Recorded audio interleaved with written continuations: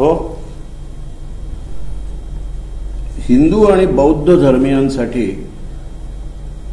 तिबेटमध्ये असलेली कैलास आणि मानस सरोवर ही परमोच्च तीर्थस्थानं आहेत. 1962 चीनी लोकांनी तिबेट हा प्रांत ताब्यात घेतल्यानंतर भारतीयांना तिकडे जाण्याला परवानगी नव्हती. 1981 साली त्या काळचे परराष्ट्र मंत्री अटल बिहारी वाजपेयी यांच्या प्रयत्नाने पहिल्यांदा विसाच्या 3 तुकड्या ह्या कैलास आणि मानस सरोवराला जाऊ शकल्या. त्या तुकड्यांमध्ये जास्तीत जास्त भरणा हा लोकसभा आणि राज्यसभा सदस्यांचा होता. 1982 मध्ये मला तिथे जाण्याचा योग आला. त्या काळी परराष्ट्र खात्याच्या परवानगीने उत्तर प्रदेश टुरिझमच्या सहाय्याने आणि इंडो तिबेट बॉर्डर पेट्रोलच्या मदतीने भारताच्या हद्दीपर्यंत करावी लागायची. धारचुलाला पहिली वैद्यकीय तपासणी व्हायची आणि वर चढताना अनेकदा वैद्यकीय तपासणी केली जायची. त्या काळचा मार्ग हा बराचसा खडतर होता. म्हणजे पहिल्याच दिवशी यात्रेकरूंची खरी कसोटी पाहिली जायची. अर्थात हिमालयात चढण्याकरता आम्हाला सांगितलेले 2 नियम मला असं वाटतं प्रत्येकाने लक्षात ठेवलं पाहिजे की पहिली दमसास झाली की थांबा, निसर्ग तुम्हाला खूप आनंद देतो. दम गेल्यानंतर चालायला सुरुवात करा.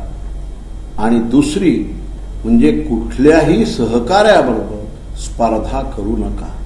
हे त्या इंडो तिबेट बॉर्डर पेट्रोलच्या कप्तानांनी सांगितलेलं खरोखरी महत्वाची सूत्र आहेत असं मला वाटतं.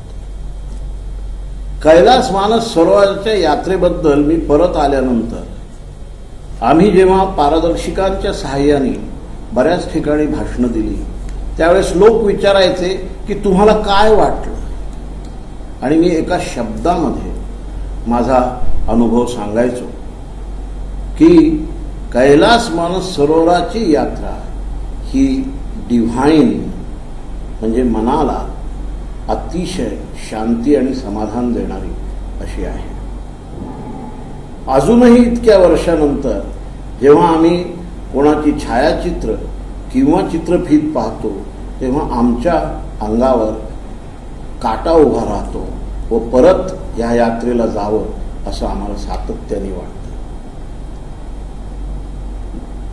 जरी एखादा माणूस अगदी भक्तिभावाने गेला नाही तरी प्रत्येक निसर्ग प्रेमीला, आणि माझ्या दृष्टीने तरी निसर्ग हाच देव आहे, प्रत्येक निसर्ग प्रेमीने ही यात्रा करावी असं खरोखरी मला वाटतं.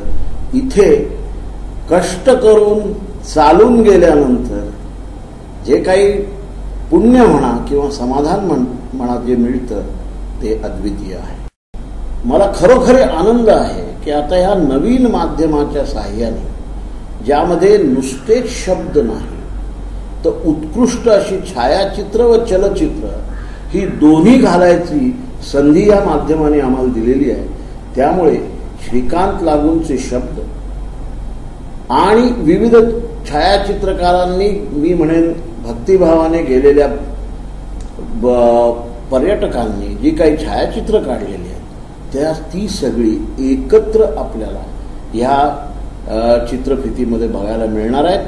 आणि हेच मला असं वाटतं की या चित्रफितीचं सर्वात मोठं श्रेय आहे. आणि ज्यांना काही आरोग्याच्या किंवा इतर कारणामुळे जायची संधी मिळाली नाही त्यांना जाऊन आल्याचं सुद्धा समाधान ही चित्रफीत बघून मिळेल अशी मला खात्री आहे. नमस्कार. पर्यटनाच्या वेगवेगळ्या ठिकाणचा आनंद वेगवेगळा असतो यात काही शंकाच नाही. विशेषतः थंड हवेच्या ठिकाणचा अनुभव बऱ्याचदा उदात्त आणि उत्कट असतो याचा अनुभव आपल्यालाही आलाच असेल. पर्यटनाचा सर्वोच्च बिंदू म्हणजे मानसरोवर आणि कैलाश पर्वत यांचं दर्शन. खरं सांगायचं तर निसर्गाचा तो एक दिव्य चमत्कारच म्हटला पाहिजे. निसर्गाचं भव्य आणि नाविन्यपूर्ण दालनच ते. प्राचीन इतिहासाचा पवित्र वारसा लाभलेल्या या पुण्यभूमीवर आयुष्यात एकदा तरी पाऊल ठेवायचं स्वप्न प्रत्येक भारतीय मनात बाळगून असतो. आणि आज हेच स्वप्न आपण साकार करणार आहोत डॉक्टर अविनाश सुपे यांच्या सहकार्याने. व्यवसायानं सर्जन असणाऱ्या डॉक्टर सुपेंनी स्वतः मानसरोवर आणि कैलाश पर्वत यांचं दर्शन तर घेतलंच, शिवाय त्याचं सचित्र दर्शन ते आज आपल्यासाठी इथं घेऊन आलेले आहे. तर या छायाचित्रांना बोलकं करण्यापूर्वी डॉक्टर आम्हाला असं सांगा की ह्या यात्रेसाठी कोणती तयारी करावी लागते? ही यात्रा ministry of external affairs, government of India म्हणजेच विदेश मंत्रालय, भारत सरकार व उत्तर प्रदेशमधील कुमाऊ मंडळ विकास निगम यांच्या सहयोगाने आयोजित केली जाते. दरवर्षी फेब्रुवारी ते एप्रिलच्या दरम्यान दूरदर्शन, वर्तमानपत्रे, रेडिओ या माध्यमांमार्फत जाहिरात केली जाते. त्यानुसार अवर सचिव चायना, साऊथ ब्लॉक दिल्ली यांच्याकडे आपल्याला अर्ज करायला लागतो. या अर्जामध्ये स्वतःची माहिती, वैद्यकीय प्रमाणपत्रे व पासपोर्ट नंबर इत्यादी गोष्टी पाठवायला लागतात. येणाऱ्या 2 ते 3 हजार अर्जांमधून 250 ते 300 यात्री निवडले जातात व त्यांना दिल्लीस बोलवले जाते. साधारणतः जूनच्या पहिल्या आठवड्यापासून दर 6 ते 7 दिवसांनी एक अशा एकूण 14 बॅचेस पाठवल्या जातात. दिल्लीमध्ये आल्यानंतर आपल्याला प्राथमिक माहिती दिली जाते व आवश्यक असलेला चायनीज व्हिसाही दिला जातो. स्टेट बँक ऑफ इंडियाच्या प्रमुख शाखेतून परकीय चलनाची सोयही केली जाते. या सर्व काळांमध्ये आपली राहण्याची व्यवस्था ही जनपद जवळील हॉटेल अशोक यात्री निवास इथे केली जाते. पूर्वीचा हिमालयन ट्रेकिंगचा अनुभव या यात्रेसाठी खूप उपयोगी पडतो. या यात्रेसाठी तयारी करताना नेहमी ट्रेकला लागणारे सर्व साहित्य म्हणजेच रक्सॅक, हंट शूज, कानटोप्या, हातमोजे, स्वेटर्स या सगळ्या गोष्टी गोळा करणं आवश्यक असतं. वाटेत कधीही पडणाऱ्या पावसांमुळे हे सर्व सामान प्लास्टिकच्या पिशवींमध्ये बंद करायला लागतं. या व्यतिरिक्त स्वतः वाहून न्यायचे सामान म्हणजेच कॅमेरा, रेनकोट, खाण्याचा डबा, पाण्याची बाटली या सगळ्या गोष्टी वेगळ्या असतात. कैलास व मानसरोवरची प्रदक्षिणा करताना स्वतःच्या जेवणाची सोय ही स्वतः करावी लागते. त्यावेळी लागणाऱ्या जेवणांच्या वस्तूंची खरेदीही प्रत्येक गटामार्फत इथेच केली जाते. परंतु या यात्रेसाठी महत्वाची तयारी अशी म्हणजे शारीरिक आणि मानसिक. या खडतर यात्रेसाठी निरोगी शरीर व संकटांना सामोरे जाणारं घट्ट मन याची जरुरी असते. या प्रवासात सुरुवात करताना आपल्याला रक्त, लघवी, हृदयाची स्ट्रेस टेस्ट, छातीचा एक्सरे या सगळ्या शारीरिक चाचण्या करायला लागतात. दिल्लीमधील वास्तव्याच्या पहिल्याच दिवशी तिथे असलेल्या ITBP म्हणजेच इंडो तिबेटियन बॉर्डर पोलीस या रुग्णालयामध्ये आपली कसून शारीरिक तपासणी केली जाते. या तपासणीत जर आपल्याला मोठा आजार आढळला तर आपल्याला या यात्रेमध्ये सहभागी होता येत नाही. तसेच पुढे नंतर 8 दिवसांनी गुंजी या 11,000 फुटावर असलेल्या ITBPच्या कॅम्पमध्ये सुद्धा तुमची पुन्हा एकदा वैद्यकीय तपासणी केली जाते. या दोन्ही तपासण्यांमध्ये जर आपली शारीरिक व मानसिक परिस्थिती ठीक वाटली नाही तर तुम्हाला पुढे जायची परवानगी दिली जात नाही. तर हा प्रवास साधारणपणे कुठून आणि कसा सुरू होतो? म्हणजे थोडक्यात ह्या यात्रेचं स्वरूप काय असतं? ही यात्रा एकूण 32 दिवसांची आहे. त्यापैकी पहिल्या व शेवटच्या 2 दिवसांचा प्रवास हा बसमधून करायला लागतो. पहिल्या दिवशी दिल्ली सोडल्यानंतर रामपूर, नैनिताल, अल्मोरा या मार्गे आपण कसोनीला येतो. वाटेत अनेक शहरांमध्ये ठिकठिकाणी लोक आपल्याला थांबवतात, आपलं स्वागत करतात आणि आपला प्रवास आनंदाचा होवो अशा आपल्याला शुभेच्छाही देतात. या लोकांच्या आशीर्वादामुळेच आपला विश्वास बळावतो व आपल्या मनाची या यात्रेसाठी तयारी होते. दुसऱ्या दिवशी प्रवास करताना आपल्याला बर्फाच्छादित डोंगर, हिरवीगार शेते, नागमोडी रस्ते, नद्या इत्यादी गोष्टी दिसून एक सुंदर चित्र निर्माण होतं. या सगळ्यांमुळे आपल्याला प्रवासाचा थकवा जाणवत नाही. बैजनाथ, व्याघ्रेश्वर अशा प्राचीन मंदिरांना भेटी देऊन आपण उत्तर प्रदेशमधील कुमाऊ विभागातील पिठोरागड या जिल्ह्यामध्ये येतो. येथे नेपाळच्या सीमेवर वसलेल्या धारचुला या छोट्याशा शहरामध्ये बेस कॅम्प आहे. या पुढील प्रवास आपल्याला पायी किंवा घोड्यावरून करायचा असतो. पहिल्या व शेवटच्या 10 दिवसांचा प्रवास हा भारतीय हद्दीतूनच होतो, पण मधल्या 12 दिवसाचा प्रवास हा तिबेटमध्ये होतो. कैलास व मानसरोवर या तीर्थांना प्रदक्षिणा ही या मधल्या 12 दिवसांच्या काळातच करायची असते. या यात्रेचे साधारण 3 टप्पे सांगता येतील. पहिला टप्पा हा धारचुला या शहरापासून ते 11,000 फुटावर असलेल्या गुंजिया ITBPच्या कॅम्पपर्यंत. हा कुठल्याही मध्य हिमालयीन ट्रेक सारखाच असतो. दुसरा टप्पा हा गुंजी या गावापासून ते तिबेटमध्ये पोहोचेपर्यंत. हा उंच हिमालयातून जातो आणि इथे आपल्याला लडाख किंवा स्पिती व्हॅली यामध्ये जशी दृश्य दिसतात तशी आपल्याला दृश्य दिसतात. आणि तिसरा टप्पा हा तिबेट मधल्या प्रवासाचा. यातच आपण कैलास आणि मानसरोवरांना प्रदक्षिणा करतो. ह्या तिन्ही टप्प्यांमध्ये आपल्याला डोंगर, दर्या, विविध प्रकारची झाडं, त्याचबरोबर तिथली माणसं, त्यांच्या रीतीभाती, खाण्याच्या पद्धती, घरं, देवळं या सर्वांमध्ये विविध प्रकारचे बदल जाणवतात. या यात्रेचा दिनक्रम हा नेहमीपेक्षा थोडासा वेगळा असतो. रोज सकाळी 4:30 वाजता उठायचं, 5 वाजता थंडीमध्ये चालायला सुरुवात करायची आणि साधारणतः 11 ते 1च्या दरम्यान पुढच्या टप्प्यापर्यंत पोचायचं असा रोजचा कार्यक्रम असतो. याचं कारण म्हणजे साधारण 3 ते 4च्या सुमारास कधी इथे पाऊस पडू शकतो. संध्याकाळी सर्वजण एकत्र येऊन व्यायाम, योग, भजन किंवा गायन अशा प्रकारचे कार्यक्रम केले जातात. मोकळे वातावरण व बौद्धिक चर्चेमुळे आपले मानसिक धैर्य व मनोबल वाढते. गटामध्ये एकरूपता येते, एक प्रकारचा सांघिक भाव निर्माण होतो आणि ह्याचमुळे एकामेकास मदतीचा हात देऊन आपण ही यात्रा सुलभपणे पार पाडू शकतो. तर ही यात्रा तुम्ही म्हणालात तसं 3 टप्प्यामध्ये करता येते. तर ह्या पहिल्या टप्प्यामध्ये आपल्याला निसर्गरम्य रमणीय दृश्य किंवा सुंदर फुलं असं वगैरे काही दर्शन होतं का? हो, दिसतात ना. सुरुवातीचा प्रवास हा कुठल्याही ट्रेक सारखाच असतो. पहिल्याच दिवशी 4 ते 5,000 फूट चढ, नागमोडी रस्ते यांचा आपल्याला अनुभव येतो. इथे आपल्याला उतारावर बांध घालून गेलेली शेती, ज्यालाच आपण टेरेस प्लांटेशन्स म्हणतो, ती दिसतात. इथे बटाटे व सफरचंद ही प्रामुख्याने पिकं घेतली जातात. इथल्या गावात आपल्याला भोटिया जमातीतील लोक दिसतात. हे भोटिया जमातीतील लोक पूर्वीचे भारतीयच, परंतु चीनमध्ये जा-ये केल्यामुळे यांच्यामध्ये आपल्याला मिश्र संस्कृतीचे दर्शन होते. यांचा चेहरा लंबवर्तुळाकार असतो आणि जसजसे आपण चीनकडे जातो तसतसे चेहरे गोलाकार होतात आणि माणसं खुजी होत जातात. दुसऱ्या दिवशी 7,000 फुटावर असलेल्या या सोसा गावी आपण एका श्री नारायण आश्रमात येऊन पोहोचतो.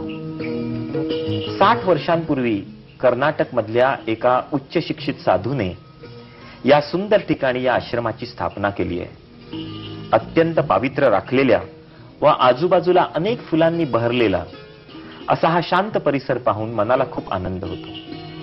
इथेच या आश्रमाच्या गाभाऱ्यात इथल्या प्रमुखा गायत्री माता आपल्याशी चर्चा करतात आणि आपल्याला मार्गदर्शनही करतात. या आश्रमाभोवती आणि प्रवासात इतर वेळीही आपल्याला अनेक हिमालयन सुंदर फुलांचे ताटवेही दिसतात. बद्रीनाथ जवळ असलेल्या व्हॅली ऑफ फ्लॉवर्स मधली फुलं किंवा सिक्कीम मध्ये असलेली ऑर्किड्सही आपल्याला इथे दिसतात. यामध्ये टॉर्च लिली सारखे केशरी पिवळ्या रंगाचे फूल, जे अनेक छोट्या छोट्या फुलांपासून बनलेले एक कॉम्पोजिट, म्हणजे ज्याला आपण सांघिक फूल आहे असं म्हणतो, ते असतं. किंवा हिमालयन चक्री फूल, हे लांबच्या लांब फूल असतं आणि याला अनेक छोटी छोटी फुलं ही चक्रासारखी लावलेली असतात. यालाच इंग्रजीमध्ये मोरिना लॉंगीफिलिया असंही म्हणतात. किंवा त्याचबरोबर नागासारखे दिसणारे हे कोब्रा लिली, ह्याचा जो रिअली हा फूल ज्यावेळी आपण उघडतो त्यावेळी ते आपल्याला नागाच्या फण्यासारखे दिसते, म्हणूनच याला कोब्रा लिली असं म्हणलं जातं. तसेच कीटकनाशक स्नेक लिली अशा प्रकारची अनेक दुर्मिळ फ्लॉवर्स आपल्याला दिसतात. आणि ही काही एक फुलं वगैरे अशी दिसत नाहीत, तर हजारो फुलांचे ताटवे आपल्याला एकावेळी दिसतात. याचबरोबर नेहमी दिसणारी पॉपी किंवा सिक्कीम मध्ये प्रामुख्याने आढळणारी ऑर्किड्सही, तसेच निळ्या रंगाचे पाईन कोन्स अशा प्रकारची आपल्याला फुलं दिसतात. वेगवेगळ्या रंगांचे ताटवे आणि नुकताच पडलेल्या पावसामुळे तिथे पडलेलं पाणी, यामुळे या फुलांच्या सौंदर्यात अधिकच भर पडते. ह्याच बरोबर आपल्याला दिसतात खोल दर्या आणि त्यामधून वाहणाऱ्या नद्या. ही आपली सतत सोबत करत असतात. आजूबाजूच्या डोंगरांवर देवदार पाईन वृक्षांची दाट जंगलं ही आपल्याला दिसतात. नद्यांवरील पाणी हे थंडगार असते, अगदी बर्फासारखे थंडगार असते व उंचीवरून आल्यामुळे या पाण्याला बराच वेगही असतो. अशा या खळाळणाऱ्या पाण्याच्या काठाला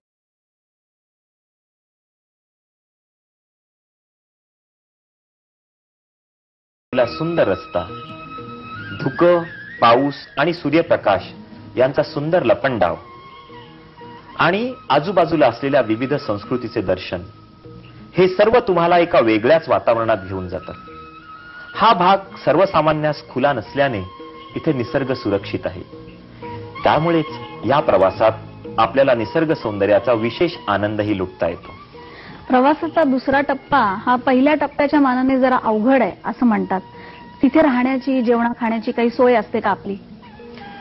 दुसऱ्या टप्प्यामध्ये जेव्हा आपण 11,000 फुटांवरून 17,000 फुटांपर्यंत जातो तेव्हा आपल्याला अनेक बदल जाणवतात. एक तर डोंगरांवर उंच वृक्षांऐवजी खुरटी झाडं दिसायला लागतात. हिरवळही कमी होते. वर्षातील 7 महिने बर्फाच्या खाली असलेल्यामुळे इथे फक्त आपल्याला दगड आणि छोटे गवत एवढंच दिसतं. कमी पावसामुळे लडाख किंवा इजिप्तमध्ये दिसणारे वाळूचे डोंगरही आपल्याला इथे दिसतात. पहिल्या टप्प्यामध्ये राहण्याची व्यवस्था ही छोट्या पत्र्यांच्या घरामध्ये केली जाते. पण जसजसे आपण 12,000 फुटांच्या वर जातो तसतशी आपली व्यवस्था ही स्नो हट्स मध्ये केली जाते. या फायबर पासून बनवलेल्या स्नो हट्स मध्ये आपल्याला थंडीचा अगदी काहीही त्रास होत नाही आणि ह्या आतून अगदी उबदार असतात. हा सर्व भाग ITBPच्या कक्षेखाली असल्यामुळे आपल्याला त्यांच्या स्वाधीन केले जाते. उंचीमुळे तुम्हाला खूप दम लागतो, परंतु हे जे जवान आपल्याला सर्वतोपरी मदत करतात. पुढे व मागे मशीन गन्स घेऊन असलेले हे जवान आपल्याला झेड सुरक्षेची आठवण करून देतात. इथे कालापानी या नेपाळच्या सीमेवर वसलेल्या जवानांच्या छावणीतील मंदिरातूनच काळी गंगा ह्या नदीचा उगम होतो. या मंदिरात नदीच्या पाण्याचा प्रवाह हा दर 6 महिन्यांनी दिशा बदलतो. इथेच नदीच्या काठावर एक गरम पाण्याचा झरा आहे. हाही एक निसर्गाचा चमत्कारच म्हटलं पाहिजे की ज्या नदीच्या थंड पाण्यामध्ये आपण 5 मिनिटेही उभे राहू शकत नाही, अशाच या नदीच्या 3 ते 4 फुटावरती हा गरम पाण्याचा झरा आहे, जिथे आपल्याला आंघोळही करता येते. दुसऱ्या दिवशी आपण भारतीय सीमेमधल्या शेवटच्या कॅम्पमध्ये येतो. या कॅम्पचे नाव आहे नवी ढांग. हा साधारण 14 ते 14.5 फुटांवर आहे. इथे सर्व बाजूला डोंगर आहेत व बऱ्याच वेळा धुके आणि ढगही असतात.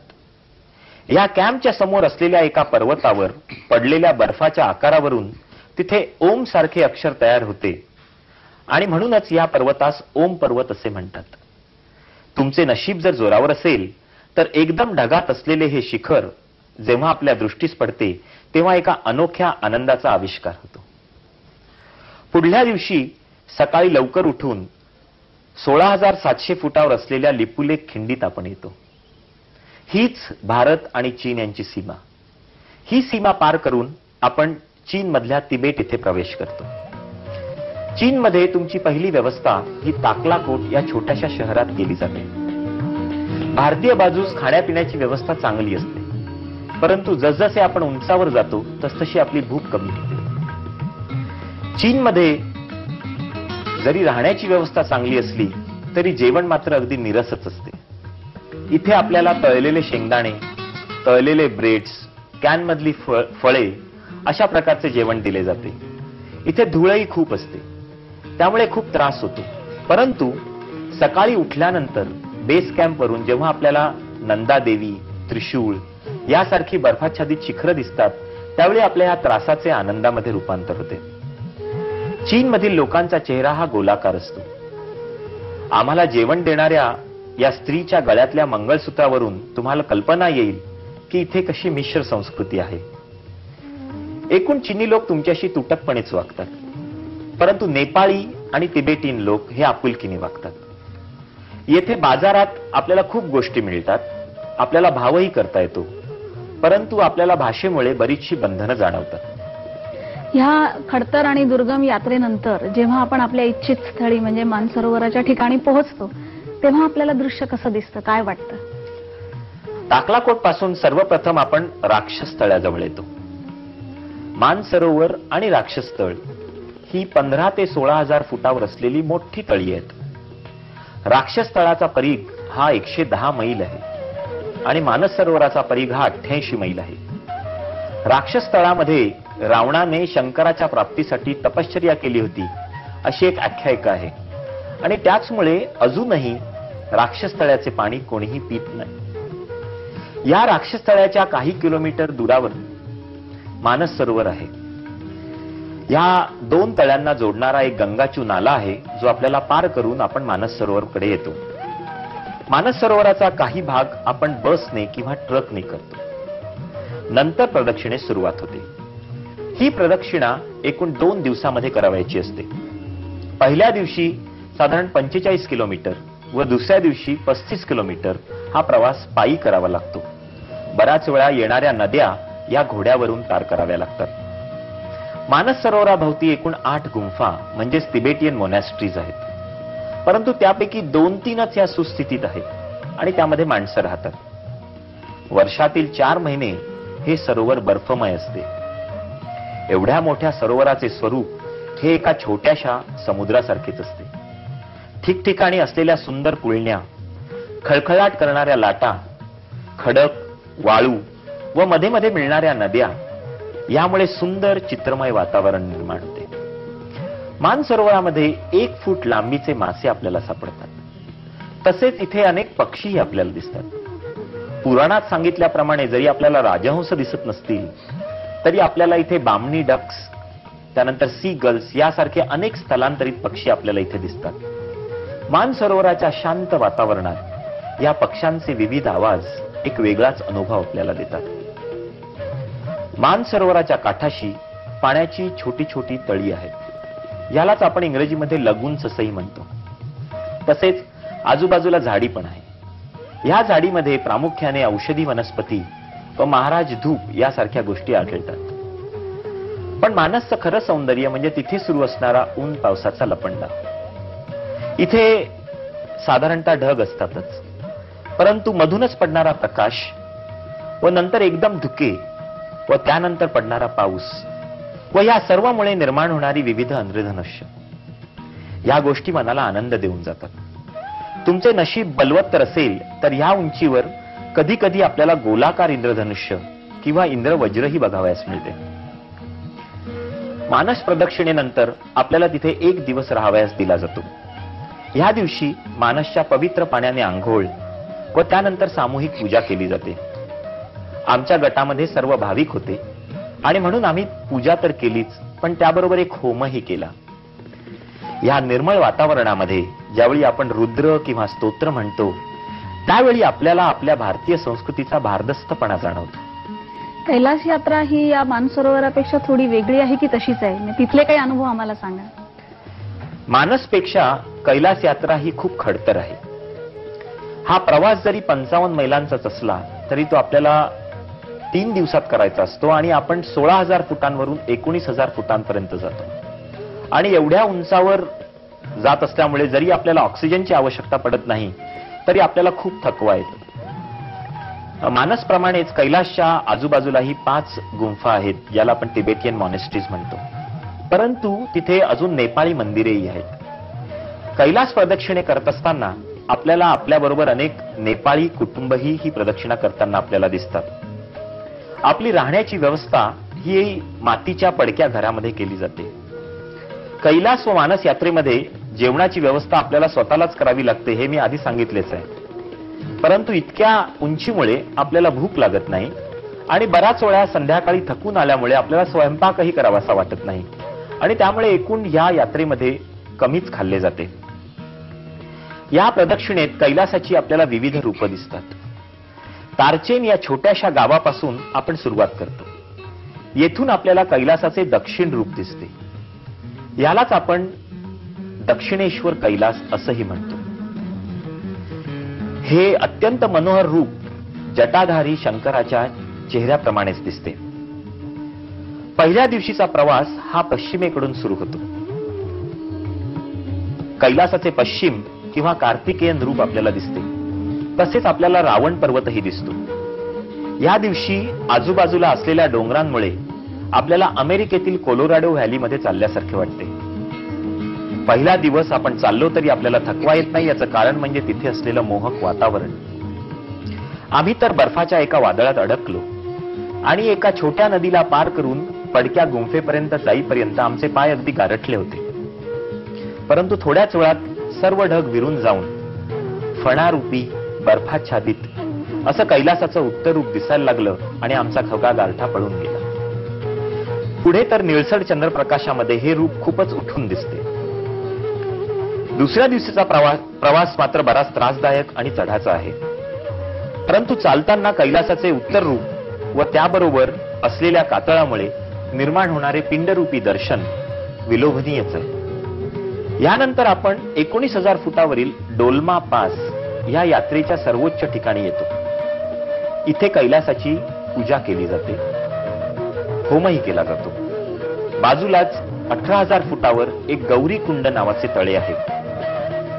पार्वती माता ह्यात आंघोळ करून पुढे कैलास पर्वतावर जात असे अशी एक समजूत आहे. येथे देखील साधारणतः दर 4 ते 5 तासांनी बर्फ, पाऊस आणि गारा यांचा मारा असतो. कैलासाच्या आजूबाजूला अनेक विविधरंगी मातीचे डोंगर आहेत. यामध्ये हिरवट असलेली तांब्याची माती, जांभळट असलेली लोहाची माती आणि पिवळी धमक असलेली सोन्याची माती याचाही समावेश असतो. असं म्हणलं जातं, काही वर्षांपूर्वी चीन सरकारने इथे सोनं शोधण्यास सुरुवात केली होती. परंतु त्याच वेळी इथे देवीची साथ पडली आणि लोकांनी हे शोधणं बंद केलं. या मातीच्या शेजारीच आपल्याला अनेक शिलालेख आढळतात. 1967 साली सांस्कृतिक क्रांतीमध्ये अनेक तिबेटियन गुंफा तोडल्या गेल्या.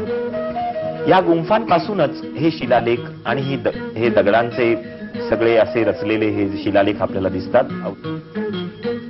आणि ह्या दगडांवरती आपल्याला बऱ्याच वेळा मणिमंत्र किंवा शिवाच्या भक्तांची विविध रूपं आपल्याला दिसतात. यामध्ये बऱ्याच वेळा आपल्याला शिवभक्त किंवा गणिका यांचं रूपही आपल्याला दिसून येतं. कैलास आणि मानस यात्रा ही फारच थोड्या भाग्यवंतांना करता येते असं म्हटलं जातं. तर अशा पवित्र आणि दिव्यत्व प्राप्त झालेल्या ठिकाणी जाऊन आल्यानंतर तुम्हाला स्वतःमध्ये काही बदल जाणवला का? हिमालयामध्ये विविध ठिकाणी निसर्गाची वेगवेगळी रूपं आपल्याला दिसतात. व्हॅली ऑफ फ्लॉवर्स मध्ये फुलं, काश्मीर मधले दाट झाडी, हिमाचल मधला बर्फ, गढवाल मधली तळी आणि देवस्थानं, लडाख मधल्या उसाड पण सुंदर दर्या आणि सिक्कीम मधली ऑर्किड्स. या यात्रेचं वैशिष्ट्य असं की या यात्रेमध्ये या सर्वांचे मिश्रण आपल्याला दिसते. 700 फुटावरून 19,000 फुटापर्यंत जाताना हिमालयाची, निसर्गाची आणि संस्कृतीची विविधता आपल्या लक्षात येते. आणि अजून आपल्याला काहीतरी जाणवत असेल ते म्हणजे मानवाचं लहानपण किंवा माणसाचा खुजेपणा. या सर्व निसर्गामुळे आपल्याला एक वेगळेच समाधान लाभते.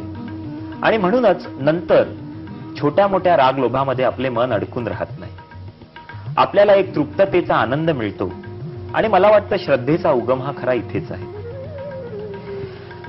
या यात्रेमध्ये जरी आपल्याला शारीरिक त्रास होत असेल तरी जन्मभर पुरेल असा मानसिक आनंद व आध्यात्मिक ठेवा आपल्याला गोळा करता येतो. मला वाटतं हेच या यात्रेचं खरं महत्व आहे. आणि म्हणूनच कदाचित ही यात्रा आपल्या हिंदू संस्कृतीमध्ये सर्वोच्च अशी मानली जाते. सुरेख. तर मित्रांनो, आज मनोहारी आणि उदात्त अशा मानसरोवर आणि कैलाश पर्वताचं दर्शन आपण घेऊ शकलो ते डॉक्टर सुपेंच्या सहकार्यामुळे. त्याबद्दल त्यांचे मनपूर्वक आभार आपल्याला मानलेच पाहिजेत. पण खरं सांगायचं तर स्वतः तिथे प्रत्यक्ष जाऊन येण्यामध्ये जो अवर्णनीय आनंद मिळतो तो मला वाटतं शब्दात सांगता येणं तसं कठीणच आहे. तेव्हा आपण प्रत्यक्षच त्याचा जाऊन अनुभव घ्यावा, आनंद घ्यावा, नाही का? नमस्कार.